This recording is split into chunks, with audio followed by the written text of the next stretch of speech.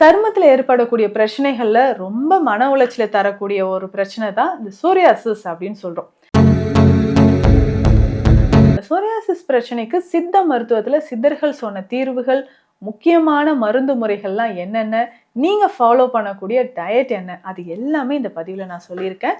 வீடியோவை ஸ்கிப் பண்ணாம முழுசா பாருங்க. உங்களுக்கு தெரிஞ்சவங்களுக்கு இந்த சோரியாசிஸ் பிரச்சனை இருந்தா வீடியோவை ஷேர் பண்ணுங்க.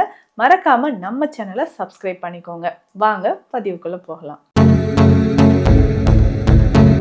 Welcome to Nitya's Varam, where ancient Siddha tradition meets modern healing. Experience the difference. வரம் நேயர்களுக்கு வணக்கம். நான் டாக்டர் நித்யா, சித்தா பிசிஷியன். சித்தர்கள் முக்கியமாக இந்த சரும பிரச்சனைகளுக்கு எல்லாமே நிரந்தரமான தீர்வுகள், நம்ம சாப்பிடக்கூடிய உணவுகள், மருந்து முறைகள் எல்லாமே நமக்கு சொல்லியிருக்காங்க. அந்த அடிப்படையில் இந்த சோரியாசிஸ் அப்படின்ற இந்த கண்டிஷனுங்க, இந்த சோரியாசிஸ் பிரச்சனைக்கு பார்த்தோம்னா நிறைய பேருக்கு இன்னைக்கு இருக்குது. குழந்தைகளுக்கும் இருக்குது, ஆண்கள் பெண்கள் எல்லோருக்குமே இருக்குது. ஸோ இந்த வயது வித்தியாசம் இல்லாமல் இந்த சோரியாசிஸ் பிரச்சனை இன்றைய காலகட்டத்தில் நிறைய பேருக்கு இருந்துக்கிட்டே இருக்குங்க. ஸோ இதில் நிறைய டைப்ஸ் இருக்குது. ஸ்கேல்ப் சோரியாசிஸ் நம்ம பார்க்குறோம். ஸோ பாடியில் எல்லாமே பார்த்தீங்கன்னா காயின் ஷேப் லீஷன் அப்படின்னு சொல்லுவோம். ரவுண்டாக நமக்கு வந்து சின்ன சின்னதாக ரெட் கலரில் நமக்கு எர்த்திமெட்டஸ் வந்து ஒரு பர்னிங் சென்சேஷன், இச்சிங் அதிகமாக இருந்து அதுலேருந்து தோல் உரிதல் பிரச்சனையும் வந்துக்கிட்டே இருக்கும். செதிலாக உதிர்தல், செதில் உதிர் நோய் அப்படின்னு இதற்கு பெயர். அதுக்கப்புறம் பார்த்தீங்கன்னா இது முதுகு பகுதியிலையோ இல்லை உடல் முழுவதுமோ வர ஆரம்பிக்கும். ஒரு ட்ரைனஸ் நமக்கு கொடுக்கும். ஸோ நம்மக்கிட்ட ட்ரீட்மெண்ட்க்கு வந்திருக்கக்கூடிய ஒருத்தவங்களுடைய சோரியாசிஸ் கண்டிஷன் தான் இது. இவங்களுக்கு பாடியில் எங்கெங்கெல்லாம் இருக்குன்னு பார்த்தீங்கன்னா அந்த ஜாயின்ஸில் எல்லாமே நமக்கு இருக்குங்க. எல்போ ஜாயிண்டில் இருக்குது, மூட்டில் இருக்குது, காலில் அதாவது நீ ஜாயிண்டில் இருக்குது, குதிகாலில் இருக்குது. ஸோ இந்த மாதிரி உடலில் நிறைய பாகங்களில் இந்த சோரியாசிஸ் பிரச்சனை இருக்குது. இப்போது இந்த வீடியோவில் நீங்கள் பார்த்தீங்கன்னா இவங்களுக்கு எந்த மாதிரி பாதிப்பு இருக்குன்னு நல்லாவே தெரியும் உங்களுக்கு. ஸோ இதில் பார்த்தீங்கன்னா இவங்களுக்கு அந்த ஸ்கின்ல மேலே இருக்கக்கூடிய ஸ்கின் எல்லாமே வெளிரி போயிட்டு ஸ்கின் உதிர்தல், அதாவது பீலாய் வந்துக்கிட்டே இருக்கும், உதிர்ந்துக்கிட்டே இருக்கும். ரேப்பிடாக நமக்கு வந்து ஸ்கின் உதிர்ந்துக்கிட்டே இருக்கிறத நம்ம பார்க்குறோம். இதுதான் சோரியாசிஸ். லைட்டாக நம்ம கை வச்சு சொரிஞ்சோனாவே வெள்ளை வெள்ளையாக பவுடர் மாதிரியோ இல்லை ஃப்ளேக்ஸ் மாதிரியோ உதிரும். இதே மாதிரி தலையில் நிறைய பேருக்கு பார்த்தீங்கன்னா இது டேண்ட்ரஃப் அப்படின்னு நினச்சிப்பாங்க. காலப்போக்கில் இது அப்படியே தலையில் அதிகமான ஃப்ளேக்ஸ் மாதிரி பக்காக எதிர்த்து வர மாதிரியே இருக்கும். ஸோ அதனோடு சேர்ந்து சிவியராக ஹேர் ஃபால் ஆகிறது, தலையில் வந்து ஒரு எண்ணெய் வடிகிற மாதிரி இருக்கிறது, திடீர்னு தலையில் வந்து சின்ன சின்ன கொப்புளங்கள் இருக்குது, கை வச்சு அரிச்சிட்டோம்னா அதுலேருந்து நீர் வடிகிற மாதிரி தெரியுது. ஒரு மாதிரி எண்ணெய் கலந்து நீர் கலந்து ஒரு பேட் ஸ்மெல் தலையில் வருது. எப்போ பார்த்தாலும் ஒரு பஸ் இருக்கிற மாதிரி, சீழ் இருக்கிற மாதிரியே ஒரு ஸ்மெல் வருது தலையில். அந்த அளவுக்கு பாதிக்கப்பட்டவங்களும் சோரியாசிஸில் இருக்காங்க. ஸோ இந்த வீடியோவில் நீங்கள் பார்த்தீங்கன்னா இவங்களுக்கு இருக்கிறது உடலில் வந்திருக்கக்கூடியதான். ஸோ கால்களில், எல்போ ஜாயின்ஸில், குதிகால் பகுதியில் வர்றது. ஸோ இந்த சோரியாசிஸ் கண்டிஷனை நம்ம முழுவதுமாக எப்படி குணப்படுத்த முடியும்? ஸோ உணவு முறைகளை நம்ம என்னென்னலாம் ஃபாலோ பண்ணலாம்? அந்த தலையில் இருக்கக்கூடிய சோரியாசிஸ் குணமாகி உதிர்ந்த இடத்துல இருந்து மீண்டும் புதிய முடிகள் வந்து வளர ஆரம்பிக்குமா?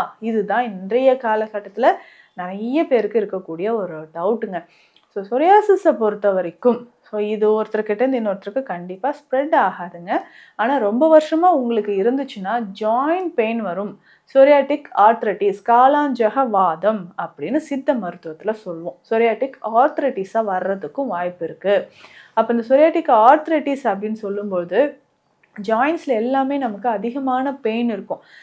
கை விரல்களை மடக்க முடியாத ஒரு வீக்கம் ஏற்படுறது, கால் வீக்கம் ஏற்படுறது, நடக்க முடியல, உட்கார்ந்தா எந்திரிக்க முடியல, கை விரல்கள் எல்லாமே அதிகமான ஒரு மூட்டுக்கல்ல வலி மாதிரி ஏற்படுறது, இந்த மாதிரி எல்லாம் நமக்கு இருக்கும். ஸோ இதை நம்ம சரி செய்யறதுக்கு என்ன பண்ணலாம்? இந்த சோரியாட்டிக் ஆர்த்ரைட்டிஸ் வராமல் இருக்கிறதுக்கு ஸ்டார்டிங்லேயே இந்த சோரியாசிஸ்க்கான தீர்வுகள் என்னென்ன அப்படின்றத நம்ம பார்க்கணுங்க. முழுசாக பார்த்தோம்னா இதில் டிப்ரெஷன் அதிகமாகவே இருக்கும். ஸோ சோரியாசிஸ்னால பாதிக்கப்பட்டிருக்க நபருக்கு பார்த்தோம்னா எந்த ஒர்க்குமே பண்ண முடியல, எதுலையுமே கான்சன்ட்ரேட் பண்ண முடியல, அதிகமான உடலில் இந்த அரிப்பு இருக்கிறதுனால எப்போவுமே ஒரு எரிச்சல் இருந்துக்கிட்டே இருக்குது, எந்த வேலையும் செய்ய முடியலன்னு சொல்லுவாங்க. இதில் ஒரு சிலருக்கு உள்ளங்கை உள்ளங்காலில் மட்டும் இருக்கும் பல்மோ பிளான்டார் சோரியாசிஸ் அப்படின்னு. கைகளில் ரொம்ப வறண்டு போய் கை பார்த்தீங்கன்னா அப்படியே வறட்சி, அப்படியே சின்ன சின்னதாக வெடிப்புகள் இருக்கிற மாதிரி இருக்கும்.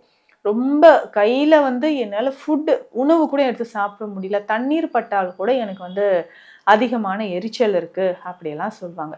ஸோ இந்த மாதிரி கண்டிஷனில் இந்த உள்ளங்காலில் வர சொரியாசிஸ் கூட நம்ம ட்ரீட்மெண்ட் கொடுத்து நல்லாவே இன்னைக்கு குணமாயிட்டு வராங்க. இன்னும் ஒரு சிலருக்கு பார்த்தீங்கன்னா இந்த பஸ்லர் சொரியாசிஸ் உடல் முழுவதுமே சின்ன சின்ன நீர் கோத்த மாதிரி கொப்புளங்கள் மாதிரியும் வர ஆரம்பிக்கும். ஸோ இதற்கு எல்லாமே நம்ம சரி செய்யறதுக்கு சித்த மருத்துவத்தில் உணவு முறையோடு சேர்த்து நீங்கள் மருந்துகளும் ஃபாலோ பண்ணிட்டு வாங்க. நல்ல முன்னேற்றம் உங்களுக்கு தெரிய ஆரம்பிக்கும். ஸோ அந்த உணவுகள் அப்படின்னு சொல்லும்பொழுது அதிகமான அந்த புளிப்பு சுவை இருக்கிறது, பதப்படுத்தப்பட்ட உணவுகள், அசைவ உணவுகள், முக்கியமாக அதில் சீ ஃபுட்ஸ். ஸோ இதையெல்லாம் நீங்கள் அவாய்ட் பண்ணிங்கன்னா உங்களுக்கு நல்ல முன்னேற்றம் தெரியும். ஸோ சீ ஃபுட்ஸ் எல்லாமே அவாய்ட் பண்ணிவிட்டு ரொம்ப புளிப்பான உணவுகளையும் நீங்கள் தவிர்த்துக்கோங்க. ஸோ அப்படி தவிர்க்கும்போது இந்த உணவுகளோ மூலமாக கொஞ்சம் கொஞ்சமாக நமக்கு இதில் நல்ல ஒரு ரிசல்ட் கிடைக்கும். ஸோ மெயினாக காலையிலே என்ன பண்ணால் எந்திரிச்ச உடனே இது மேலே தைல வகைகள், சித்த மருத்துவத்தில் இருக்கக்கூடிய தைல வகைகளை நீங்கள் எடுத்துக்கலாம். இந்த வெட்பாலை கருஞ்சீரகாதி தைலம் ரொம்ப ரொம்ப முக்கியமானதுங்க. காலையிலே இதை நல்லா அப்ளை பண்ணிவிட்டு கொஞ்ச நேரம் ஒரு 5 மினிட்ஸ் ஆகுது சூரிய வெளிச்சத்தில் நம்ம உடல் படுற மாதிரி இருக்கணும். ஸோ அப்படி நம்ம இருக்கும்பொழுது அதிகமான அந்த எரிச்சலும் அதனுடைய தீவிரம் நமக்கு குறைய ஆரம்பிக்கும். ஸோ இதற்குமே நம்ம என்னென்னா அதிகமான கபத்தை உருவாக்கக்கூடிய உணவுகளோ வாதத்தை உருவாக்கக்கூடிய உணவுகளோ நம்ம எடுக்காம தவிர்க்கிறது ரொம்ப ரொம்ப நல்லது. ஸோ அந்த கபமும் வாதமும் அதிகமாச்சுன்னா சரும பிரச்சனைகளும் நமக்கு அதிகமாக ஆகிடும். இதுக்கு நம்ம ஸ்பெஷலாக கொடுக்கக்கூடிய மெடிசன், அந்த ட்ரீட்மெண்ட் எப்படின்னா இனிஷியலாக டாக்ஸின்ஸ், ஸோ பாடியில் இருக்கக்கூடிய அந்த டாக்ஸின்ஸ் எல்லாமே ரிமூவ் ஆகிற மாதிரியான மருந்துகளை ஃபஸ்ட்டு நம்ம கொடுத்துருவோங்க. இதனோட அந்த குடல் சுத்தி முறைகள், குடல் பகுதியில் இருக்கக்கூடிய கழிவுகள் வெளியேறதுக்கான மூலிகை மருந்துகளும் நம்ம கொடுத்துட்றோம். எக்ஸ்டர்னலாக வெளிப்பிரயோகமாக அப்ளை பண்ணக்கூடிய சில மருந்து வகைகளும் நம்ம கொடுக்குறோம். ஸோ அதை ரெகுலராக நீங்கள் எடுத்துகிட்டு அந்த உணவு முறைகளும் ஃபாலோ பண்ண வேண்டும். இதற்கு சித்தர்கள் சொன்ன காயக்கருப்பு முறைகள் நிறையவே இருக்குங்க.